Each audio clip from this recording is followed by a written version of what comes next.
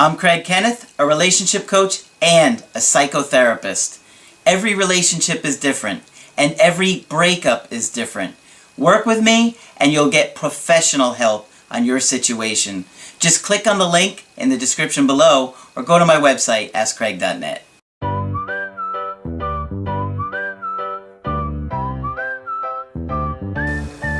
Hi there, I'm Coach Craig Kenneth, and I got a special guest today. I'm Coach Margaret. And today we're going to be talking about how to live with the unpredictable.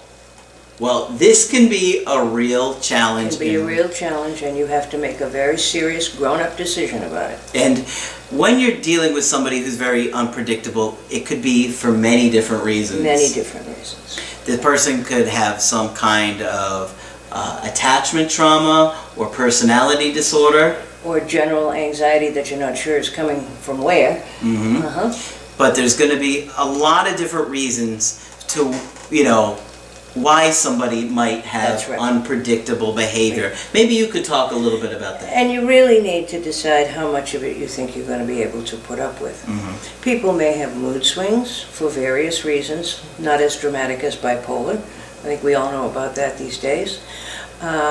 People could have an early attachment trauma, so being in a relationship and finding out what's comfortable for you in terms of closeness and distance can be very anxiety-provoking as you're learning what your position is and what works for you. Mm-hmm. And that's one thing that I don't think people even have the idea, the concept, until they kind of stumble upon my videos. Until they come to it. But it's a huge decision, and it's an issue that every couple has to deal with. No one's perfect. What of the partner's imperfections can you live with and what not? Mm-hmm. And it depends on if you understand how they came about, if there's anything that can be done about them. But one person may want more distance than the other, and one person may want more closeness than the other. Mm-hmm. That can often be worked out, and that's fine. But if it's going to disrupt everybody's life, that's not fine.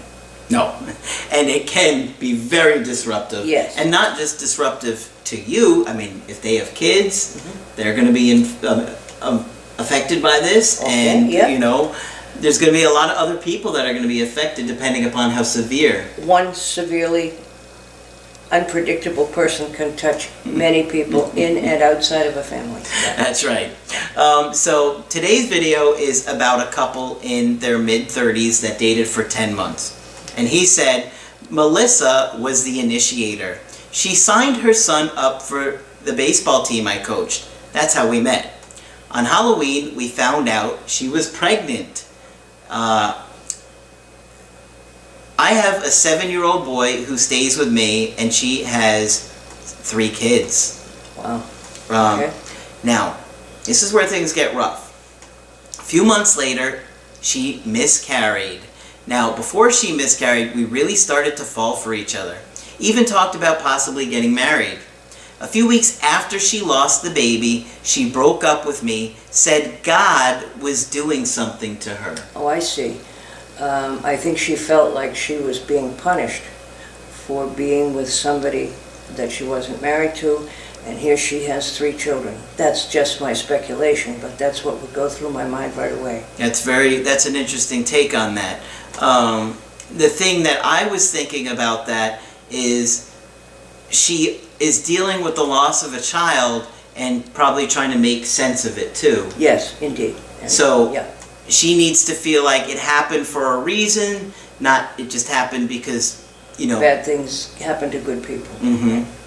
But so in her mind, she believes that God may be punishing her? Punishing her or saying to her, you should not be in this relationship. Mm-hmm. So that's going to have a huge effect on... Of course it is. Any ability to try and work it out with her. Because if she has this belief that God did divine intervention, then, she's going to feel like, who am I to mess with that?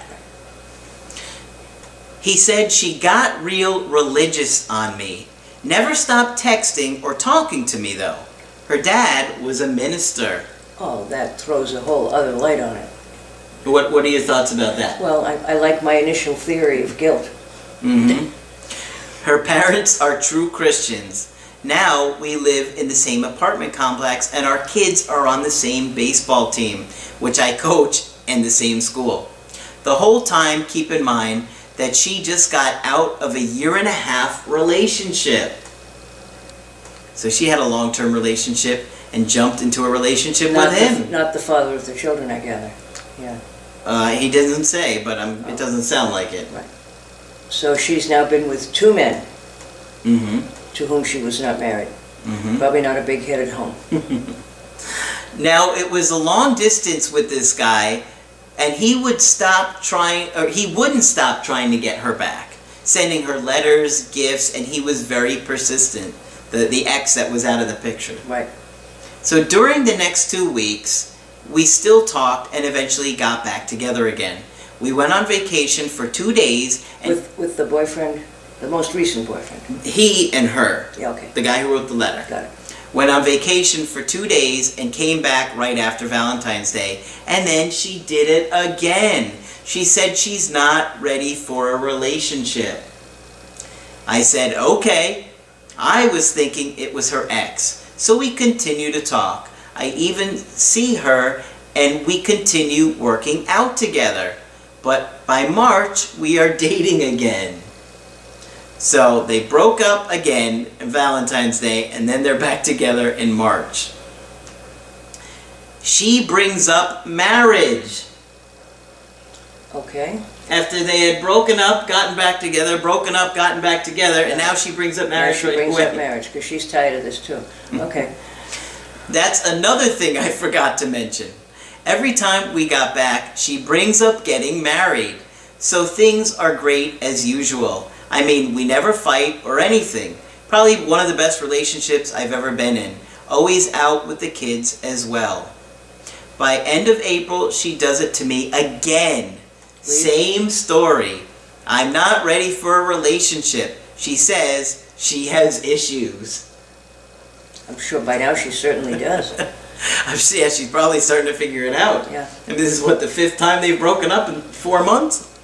So again, we still talk. Occasionally seeing each other and start talking about getting back early May now. So now they're talking in May.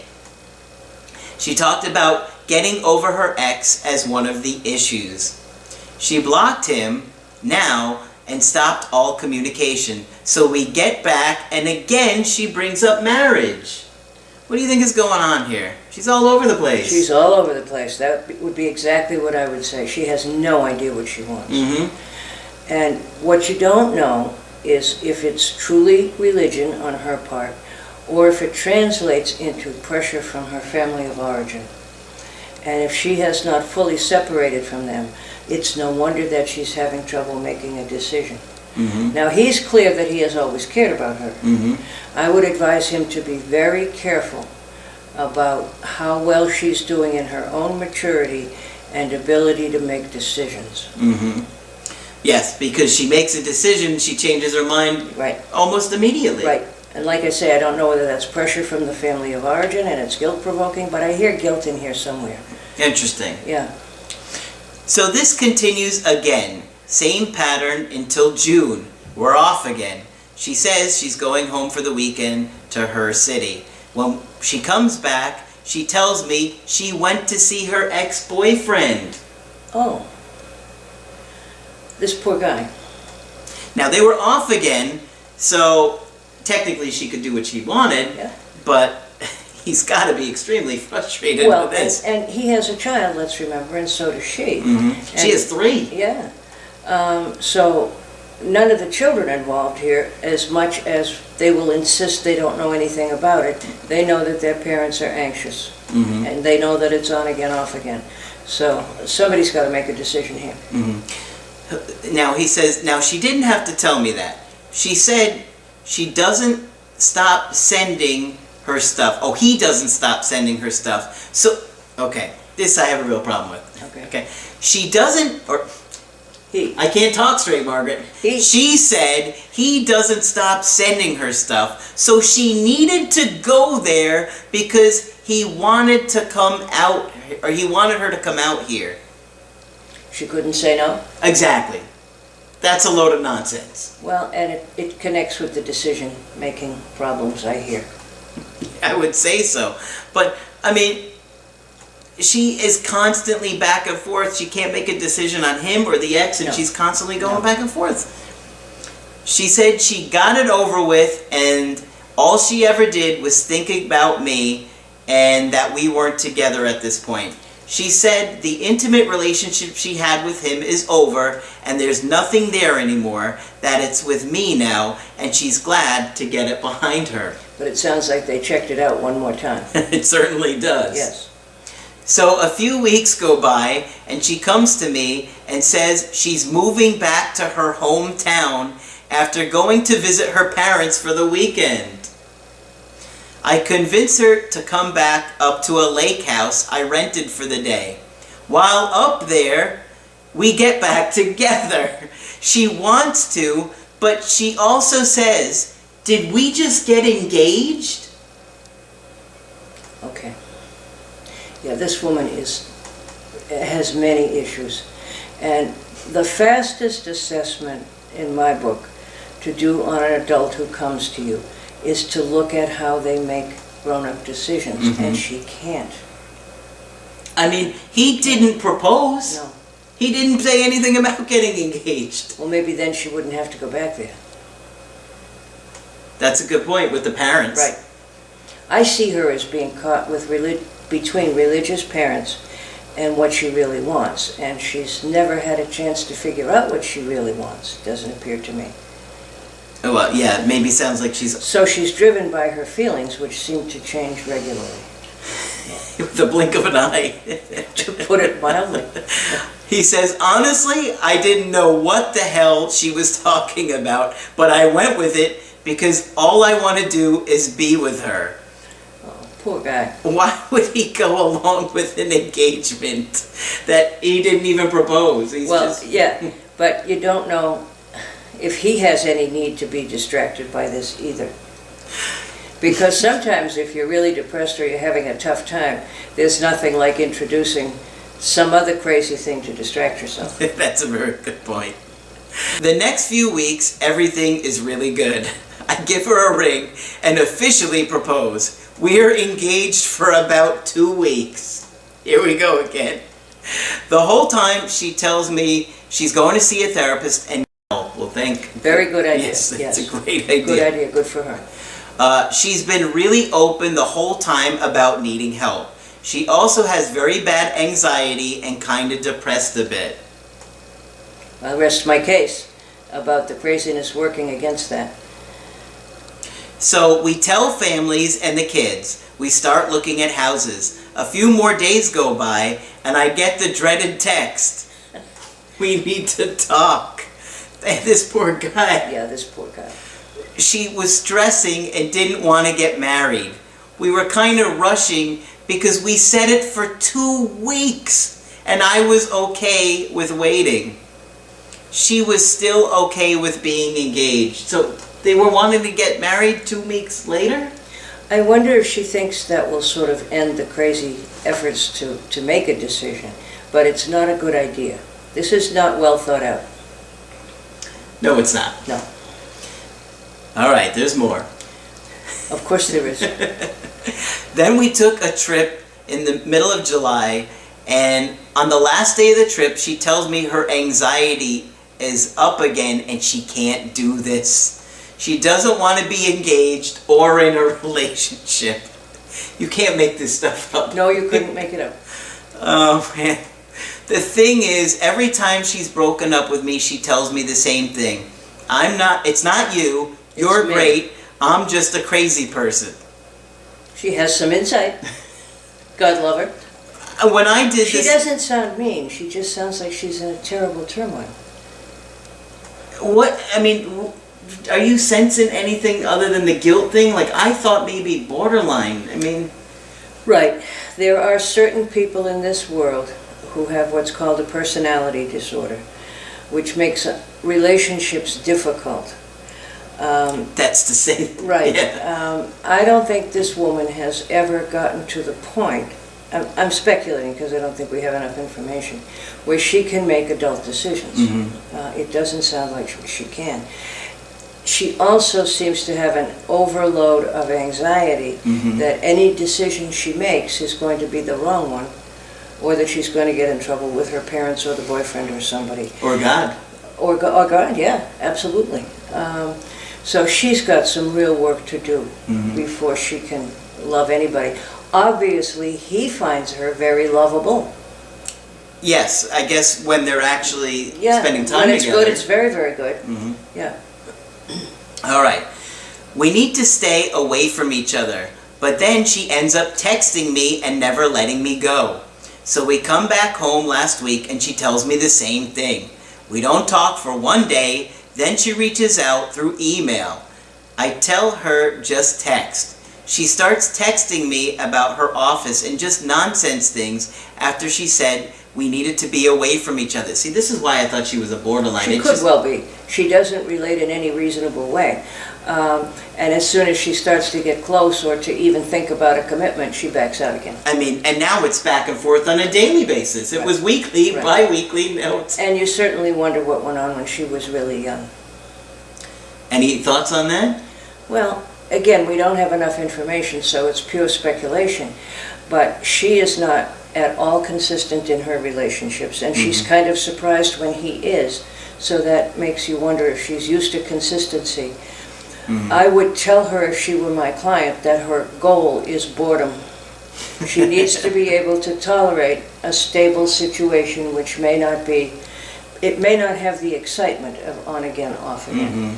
And for either of them, it could be masking a depression, because it's hard to be really sad when you're engaged in all this. True. All right, so there's some more. So I try to talk to her about getting back, and she shoots it down. I ignore her for one day and don't reply, and she texts back with, she just wants to talk to me about moving, and she guesses I don't care. Oh, and I forgot, the day before this, she texts me to come outside so she can show me what she bought. I mean, she just broke up with me again, and she won't text me. So this is where we are now. So we go out on one of the nights that week. I basically tell her I can't be friends with her or see her. She still wants her son on my baseball team, and I told her I don't know. So I tell her goodnight, and then Friday she texts me songs and something that made her laugh. I didn't respond. I'm in love with her. She wants to be friends again. She constantly wants to get married. Then I can't be in a relationship, she says. I mean, I can't understand not getting married, or I can understand not getting married, but why do we actually have to break up all the time and not even maintain a relationship? I would guess, and again this is speculation, that her very young life was on again, off again. But I'm very glad she's in therapy, and I think she's pretty close to crisis, because this is going to stop working to distract her from whatever the real issue is at some point. You know, and this poor guy, I feel bad for him. It sounds like he really loves her, and he just doesn't know what to do. But I think, unfortunately, saying no is his best. Stay in therapy, please. You're close to crisis. Yeah. All right, we got some more here. The relationship has been great apart from that. Not one thing to complain about. Except that it lasts 2 or 3 weeks, and that's the end of it, right? Yeah. Oh man, sometimes not even that. I mean, it would be bad enough if there weren't kids involved. It's not good for anybody who's involved here. Yeah, well, they have different children. They don't have children together yet. She always tells me how I'm great and amazing, and when she does break up, she always tells me it's just her being crazy and her anxiety. Well, I got to give her that. Yeah. That's reasonable, and it shows that she certainly does have some insight. Yes, I agree. She always continues to call me. The last time, before this last breakup with her marriage, I told her when she broke up with me, I couldn't see her anymore, and I'm sorry, and I understand her decision, and the next few days she texted me all kinds of nice stuff. It was like a complete 180. Then, of course, a few days later, we got back together again. What do I do now? Unfortunately, I think he has to bite the bullet and say this has to be over. And if this is relieving her anxiety by switching to another topic to be anxious about, it may not be helping her therapy either, because she may be dealing with the real issues with this craziness.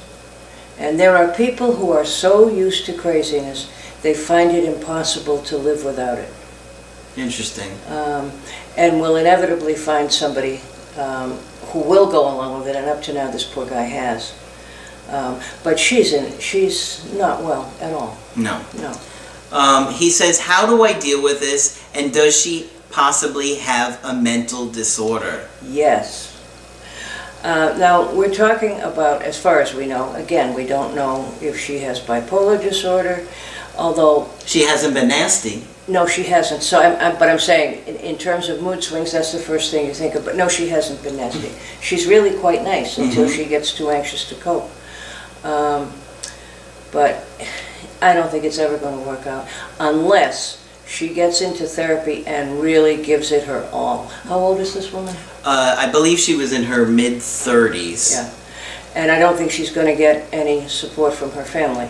Doesn't sound like it. Who I think intervene periodically and successfully. But I feel very bad for her. Does she have a mental illness? I would say that she probably has what's called a personality disorder. And what you look at is how much is it disrupting your life. And she can't live 2 minutes without it disrupting her life. So she really, really needs to be in therapy. Yeah, and I was thinking borderline because her anxiety level so overwhelming, and it's just a constant back and forth, back and forth, back and forth every day. Right. And she can't manage that. No, she can't. And it may not be, although she does have some strengths. Oftentimes borderlines will divide the world into good and bad. And she may want him to see her as all good and back out every time she feels like she's going to get mad or do something with him or something, or do something to him. But I think he needs to do exactly what he's doing and say no. And she needs to really, really persist in her therapy. That's right. Because I don't want her to make a suicide attempt. And when all of this stops working, that's a possibility. You think so? Right. Borderline personality disorder is the severest of the personality disorders. And I'm not sure anybody else could do this. Right? Right. As far as personality disorder wise, that's what I just, it's so, I mean, it must have happened 20 times. Right. And you see people who've lived in crisis like this for years and say to them, how did you do it? And they say, well, I didn't know anything else. Probably because their early childhood was a lot like that. Absolutely. No question. So very, very difficult situation, and this is obviously an extreme situation where it's not a simple, is no contact going to work? I mean, we have a serious issue going on, a serious attachment disorder going on, that she can't even be attached to this guy, or even the idea of a relationship for more than a couple days. But she does have some attachment to this guy, I think. She obviously cares about him. Yes, she does. And she is constantly saying, you're great, which kind of would go along with the borderline saying, you're great, if it's black and white, and he's always great. Yeah, and she's terrible. I would, if were I to talk with him directly, I would want to know about his other relationships. Has she had other people who live in turmoil? And what are his relationships like that he's attracted to her? That's what I'm saying. Yeah. Yeah. Is he a rescuer? I mean, you don't know. Again, we don't have that much information. But I would want to know if it was working for him in any way. Sounds like other than the breakups, he was pretty happy. He was quite happy. Tough situation. It is sad because they seem to be nice people who love each other. Yeah. And nothing's going to work. And this is why I'm always telling everybody that every breakup is different. Every situation is so different. And I see that all day, every day. I mean, this is an extreme situation. And that's why I wanted your thoughts on this one as well. Are we still on? And I would highly recommend that he talk with someone. A Skype would be a great start before he continues with this relationship, and certainly before he gets into another one. Absolutely. Yeah. So if you want to get my help personally, just go to my website, askcraig.net, sign up for the coaching option that works best for you. I do email or Skype coaching. If you like the video, throw a like on there. That's it for this video. I'm Coach Craig Kenneth. I'm Coach Margaret. And we will talk with you soon.